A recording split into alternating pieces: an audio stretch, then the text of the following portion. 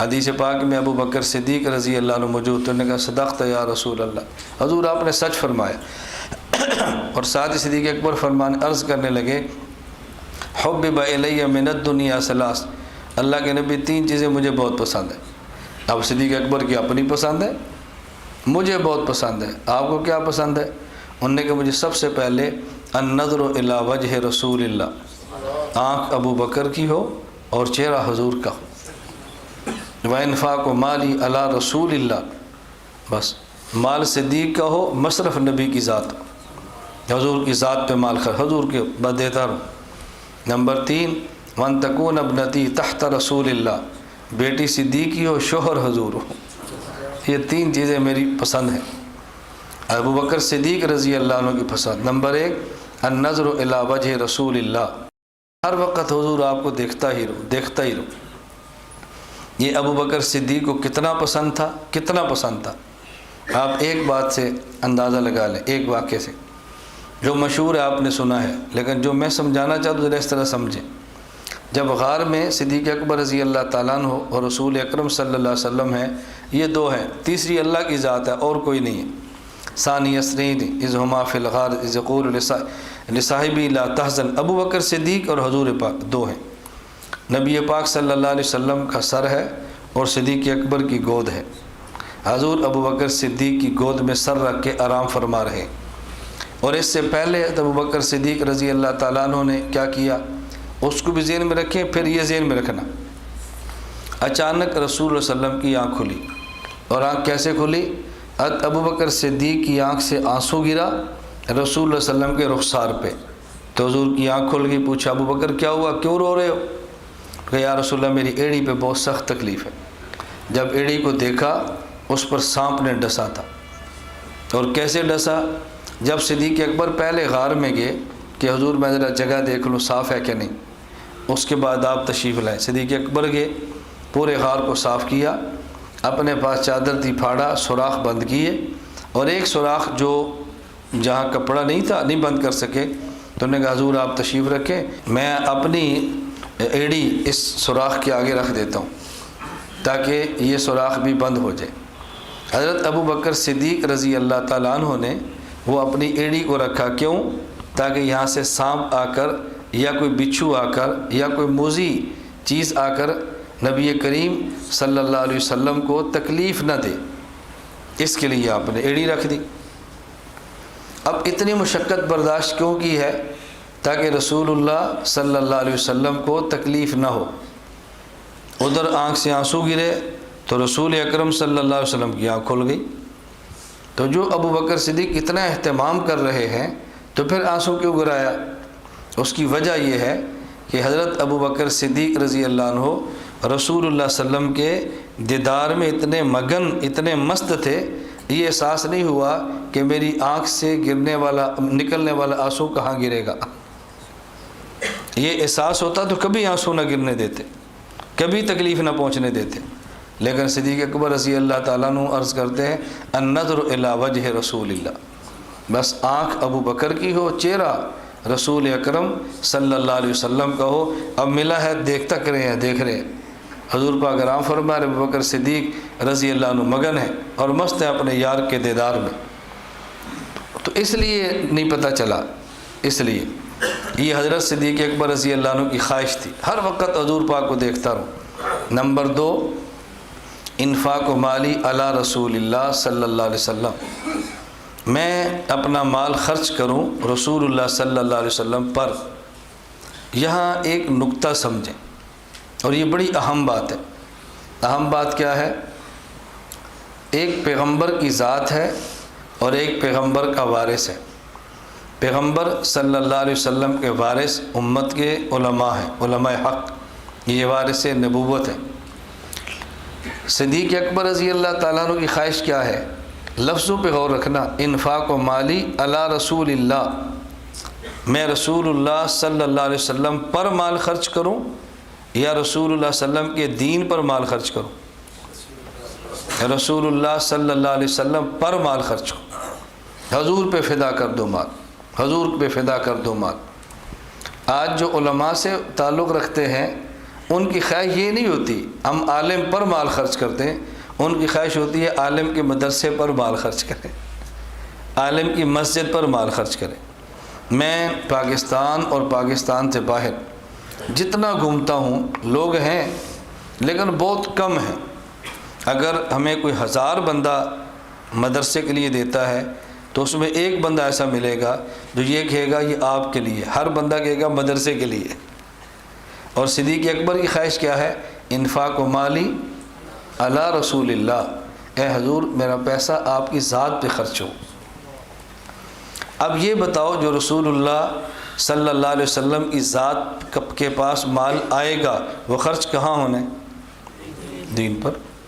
اور جو کسی عالم کے پاس مال آئے گا تو کہاں خرچ ہونے؟ یہ بات امت کو سمجھ نہیں آتی۔ میں اپنے تعلق والوں سے تو کہتا ہوں جن کا ہم سے تعلق ہے، اگر ہمیں دو تو مدرسے کی بجائے ہمیں دو، حضرت یہ آپ کے لیے، بس ہم جتنا مدرسے پر خرچ کر لیں جتنا گھر پہ خرچ کر لیں۔ اس کے فوائد کیا ہیں آپ اس کا اندازہ نہیں کر سکتے۔ کیوں؟ آپ نے پیسہ ہمیں دیا، ہم نے مدرسے کو دیا، اب ہماری ٹینشن نہیں ہے کتنا خرچ کریں کتنا نہ خرچ کریں، کہاں خرچ کریں کیسے خرچ کریں، کوئی ٹینشن نہیں۔ اور جب آپ نے کہا جی یہ 100 روپیہ مدرسے کے لیے ہے تو اب ہم نے مدرسے پر ہی لگانا ہے، اب ہم آپ کے وکیل ہیں، اور جب ہمیں دیں گے ہدیہ ہماری ٹینشن نہیں ہے، کوئی مسئلہ ہی نہیں ہے، کوئی الجھن ہی نہیں ہے۔ تو فائدہ ہوگا یا نقصان ہوگا؟ فائدہ ہوگا۔ ہمارے ہاں آج آپ نے دیکھا یہ پہلے مسجد کے صحن میں قالین نہیں تھے، آج بچھائے ہیں، آپ نے دیکھا آج بچھے، پہلے نہیں تھے۔ کیوں؟ ہم صبح سے پریشان تھے کہ مسجد کے صحن میں قالین ہونے چاہیے، سردی بہت ہے، تنگ ہوتے ہیں لوگ۔ اور اللہ کی شان ہے کہ ہمارے پاس مسجد کے فنڈ میں سے کچھ پیسے پڑے ہوئے تھے، جن نے دیے وہ بھی یہاں بیٹھے ہیں جن نے دیے وہ یہاں بیٹھے ہوئے ہیں۔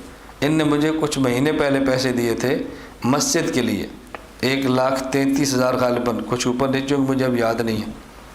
تو انہوں نے کہا یہ پیسے مسجد کے لیے ہیں، اگر آپ کا کام چلتا ہے تو آپ خرچ کر لیں۔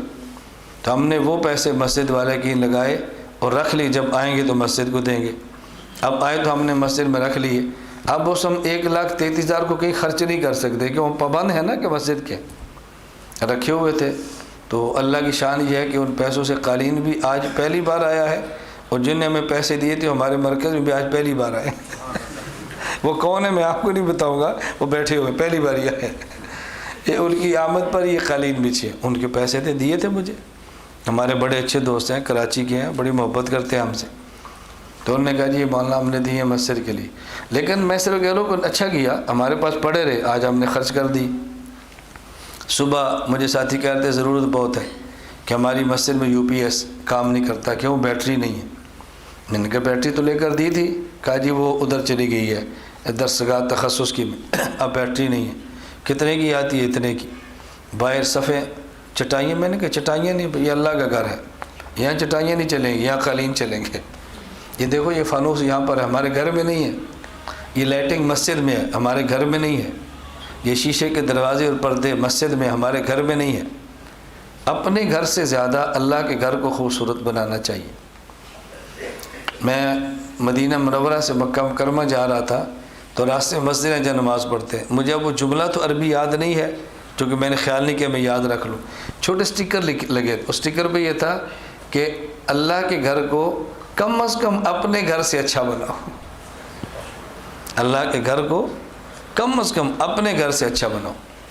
تو میں نے ان سے کہا بھی نہیں، چٹائی نہیں بچھانی، قالین بچھاؤ، لپیٹ دو، نماز کے وقت تو پھر بچھا دو، پتھر اچھا لگاؤ، ٹائلیں خوبصورت لگاؤ۔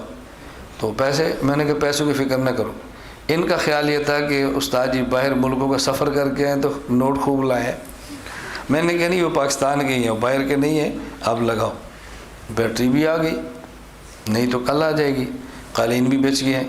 تو کہا جی گھڑی ہے لیکن یہ گھڑی اچھی ہے، خوبصورت ہے۔ میں نے کہا کون سی؟ جس پہ نمازوں کے ٹائم ہوتے، کتنے کی ہے؟ پتہ نہیں 15,000 12 کی۔ میں نے کہا وہ بھی ہے، وہ بھی لگا دو، کیونکہ مسجد کا ہمارے پاس تھوڑا سا پیسہ پڑا تھا نا، وہ آج سارا خرچ ہو گیا۔ کچھ 2,000 اوپر تو لگیں گے لیکن خرچ ہو جائیں گے سارے۔ میں خیر صرف یہ کہہ رہا تھا، اللہ میں یہ بات سمجھنے کی توفیق دے۔ حضرت مفتی رشید احمد لدھیانوی نور اللہ مرقدہ میں چونکہ حضرت کی صحبت میں رہا ہوں، مجلس میں رہا ہوں، میں یہ جو باتیں آپ کی خدمت میں عرض کرتا ہوں یہ میری نہیں ہوتی، یہ میرے اکابر کی ہوتی ہے۔ حضرت رحمہ اللہ کے مریدین کا مزاج یہ تھا، وہ حضرت کو کروڑوں روپیہ دیتے اور حضرت کی ذات کے لیے دیتے تھے، کہتے آپ کی یہ ہدیہ ہے، آپ جہاں چاہیں خرچ کریں۔ حضرت پر جہاں دینی مصرف ہوتا وہاں پہنچا دیتے تھے۔ تو جتنا آپ کے شیخ کو پیسہ ملے گا وہ دین پر ہی لگے گا نا، لیکن ہماری خواہش کہ نہیں جی یہ مدرسے کا ہے، یہ بچوں کا ہے، یہ مسجد کا ہے، یہ فلاں کا ہے، اور حضرت آپ اللہ آپ کو خوشیاں دیں۔ ہمیں خوشیاں تو اللہ دے گا، کچھ آپ بھی خوشیاں دو۔ میں آپ کو ترغیب نہیں دے رہا، میں صرف صدیق اکبر رضی اللہ عنہ کا جملہ سمجھا رہا ہوں، انفاق و مالی علی رسول اللہ۔ حضور میری خواہش ہے کہ میرا مال آپ پہ خرچ ہو جائے، بس میری خواہش ہے میرا مال آپ پہ خرچ ہو جائے۔ کسی پہ خرچ ہونا اور اس سے تعلق ہونا کتنی بڑی بات ہے، یہ میں آپ کو کیا سمجھاؤں۔ ابھی میں باہر سفر پہ رہا تو جب پاکستان آنے لگا نیروبی ایئرپورٹ پہ تو 3-4 عالم تھے تو زیادہ، میں نے خود بنا کہ ابھی ایئرپورٹ تک سارے نہ جائیں، بس 3-4 ایک گاڑی میں جائیں۔ تو میں نے اپنی واسکٹ اتاری، ایک کو دے دی، ٹوپی دوسرے کو دے دی، خوشبو تیسرے کو دے دی۔ میں نے کہا جب آئے ہیں تو کچھ ہدیہ مجھے بھی دینا چاہیے۔ تو جب میں نے سب کو دی ٹوپی، خوشبو، ہدیہ، تو میں نے کہا بھی یہ خیال رکھیں، اس کی خصوصیت یہ ہے کہ یہ میرے استعمال کی ہے، اس کی خوبی یہ ہے کہ یہ میرے استعمال کی ہے بس۔ اب یہ کیا چیز ہے یہ آپ کو کیسے سمجھ آئے؟ مولانا حارث ہمارے یہاں بیٹھے ہوئے، تو ان سے کسی نے پوچھا تھا ابھی یہ جو استاذی مرکز میں دورہ ہوتا ہے اس کی خصوصیت کیا ہے؟ انہوں نے کہا اس کی خوبی ہے کہ استاد جی خود پڑھاتے ہیں، یہ خوبی، اور یہ خوبی آپ کو تب سمجھ آئے گی جب آپ سبق پڑھیں گے۔ پروپوگنڈا چھوڑیں، لوگ کیا کہتے ہیں اس کو دفع کریں۔ پروپوگنڈے سے تو ہم ڈرتے ہی نہیں ہیں، اللہ نے ہماری چمڑی میں پروپوگنڈے کا خوف رکھا ہی نہیں ہے۔ جسے کہتے ہیں نا بعض ہوتا ہے واٹر پروف، بعض ہوتا ہے بولٹ پروف، عام پروپوگنڈا پروف ہے۔ دنیا نے پروپوگنڈے کی انتہا کر دی ہے، کوئی کہتا ہے علم نہیں ہے، کوئی کہتا ہے تقویٰ نہیں ہے، کوئی کہتا ہے فلاں نہیں ہے۔ میں نے کہا بھی کچھ بھی نہیں ہے، چلو ایمان تو ہمارا کچھ نہ کچھ ہے نا، کیا فرق پڑتا ہے؟ جب آدمی کام اللہ کے لیے کرے پھر پروپوگنڈے سے نہیں ڈرتا، اللہ کے لیے کام کرے پھر پروپوگنڈے سے نہیں ڈرتا۔ میں نے کئی بار آپ کو سنایا نا، لوگ سمجھے مجھے محروم وقار و تمکین، مگر وہ نہ سمجھے میری بزم کے قابل نہ رہا۔ لوگوں کے سمجھنے سے کیا ہوتا ہے؟ آج مر جائیں گے، لوگ چھوڑ دیا جائیں گے، یا ہم ہوں گے یا اللہ ہوگا، اور کون ہوگا وہاں؟ کیا فرق پڑتا ہے لوگوں سے؟ یہ واہ واہ تو ویسی ختم ہو جانی ہے۔ میں اللہ کا شکر ادا کرتا ہوں، مجھے ایک عالم ہے بہت بڑے، کچھ ہوائیں چلتی ہیں نا جی، ہوائیں جب مخالف چلیں تو مجھے انہوں نے ایک جملہ کہا تھا، انہوں نے کہا مولانا آپ کے اصحاب آپ کے اصحاب، ہم حیران ہیں تیرے اصحاب پر۔ میں نے کہا اللہ کا شکر ہے، اللہ جتنا بڑا کام لیتے ہیں اتنا بڑا دل بھی دیتے ہیں۔ میں آپ سے کہتا تھا نا یہاں یاد ہے آپ کو، اللہ اس مرکز کا فیض پوری دنیا میں پہنچائے، کسی کو سمجھ نہیں آتی تھی، اور آج میں باہر جاتا ہوں تو مجھے جا کر اندازہ ہوتا ہے، یقین فرمائیں او ایک عالم ہے جو اس مرکز سے سیراب ہوتا ہے، اور عقائد کی دنیا میں تو اللہ بس قبول فرما لے اور اللہ نظر بد سے محفوظ فرما دے۔ تو حضرت صدیق اکبر رضی اللہ عنہ نے عرض کیا، نمبر 1 النظر الی وجہ رسول اللہ، آنکھ میری ہو چہرہ آپ کا ہو، وانفاق و مالی علی رسول اللہ، مال میرا ہو اور ذات آپ کی ہو، وان تکون ابنتی تحت رسول اللہ، حضور بیٹی میری ہو اور شوہر آپ۔ یہ کسی کو سمجھ نہیں آتی، میں یہ باتیں کیسے آپ کو سمجھائیں؟ حضرت شیخ سرفراز صاحب رحمۃ اللہ علیہ بوڑھے تھے، آخری عمر، بہت بیمار تھے، خدا گواہ ہے میں گکھڑ منڈی چل کر گیا، میری بیٹی بہت چھوٹی 8-9 سال کی تھی، میں نے کہا حضرت کی آخری عمر ہے، ان کی شادی کراؤ، کون ان کی خدمت کرے گا؟ میری بیٹی بہت چھوٹی ہے، خدمت کے قابل ہوتی تو میں آج ہی حضرت کو دے دیتا۔ میں یہ بات کیسے سمجھاؤں آپ؟ حضرت مولانا عبدالحفیظ مکی صاحب دامت برکاتہم کی حالیہ فوت ہو گئی، حضرت بوڑھے تھے، میں نے مکہ مکرمہ میں کہا، میں نے کہا اجازت ہو تو میں اپنی بیٹی دیتا ہوں، آپ کی خدمت کریں۔ فرمایا کہ نہیں ہماری بات چل رہی ہے، انشاءاللہ جلدی رشتہ ہو جائے گا۔ حضرت کا رشتہ بھی ہوا، اللہ نے بیٹا بھی دے دیا۔ یہ بات کسی کو سمجھ نہیں آتی۔ ڈاکٹر شیر علی شاہ صاحب رحمۃ اللہ علیہ ابھی چند دن پہلے فوت ہوئے، حضرت کتنی عمر ہے، بوڑھے تھے، شاگرد نے اپنی ہمشیرہ دی، کہا جب میں اپنی بہن کا نکاح آپ سے کرتا ہوں، کیوں اس عمر میں کون خدمت کرے گا آپ کی سوائے بیوی کی؟ اب یہ باتیں چونکہ سمجھ نہیں آتی، ہم ہر بات کو خواہش اور شہوت کی نظر سے دیکھتے رہتے ہیں۔ اللہ ہماری نظروں کی اصلاح فرما دے، اپنی فکر کی تھوڑی سی اصلاح کریں، اللہ ہمیں سمجھ عطا فرمائے۔ تو حضرت صدیق کی خواہش تھی وَأَن تَكُونَ ابْنَتِي تَحْتَ رسول اللہ، حضور بیٹی میری ہو شوہر آپ۔ کیوں؟ نبوت پوری ہے اور صدیق کی بیٹی کی گود میں ہے کیا؟ اور ایسے واقعات حدیث میں ہیں، آپ نے پڑھے ہیں۔ غار ہے تو حضرت صدیق کی گود ہے، حضور کا سر ہے۔ اور جب غزوہ بنی مصطلق غزوے میں ہیں تو آپ نے دیکھا ہے جس میں آیت تیمم نازل ہوئی ہے، اس غزوے میں گود حضرت عائشہ کی ہے اور سر رسول اللہ صلی اللہ علیہ وسلم کا ہے۔ نبوت کو سنبھالا ہوا ہے باپ نے، اور نبوت کو سنبھالا ہوا ہے بیٹی نے۔ آج پوری دنیا نبوت کے فیض سے سیراب ہوتی ہے تو صدیق اکبر کے مال کی برکت ہے۔ صدیق اکبر کا مال پورا پورا لگا، اس لیے حضور پاک فرماتے تھے نا کہ ہمارے اوپر جس نے بھی احسان کیا ہے نا، ہم نے اس کا بدلہ دیا ہے۔ ما خلا ابا بکر، سوائے ابو بکر کے، اس کا بدلہ قیامت کو خدا ہی دے گا۔ میں ابو بکر کے احسان کے بدلے نہیں دے سکتا، یہ رسول اللہ صلی اللہ علیہ وسلم فرماتے ہیں، کوئی چھوٹی بات ہے؟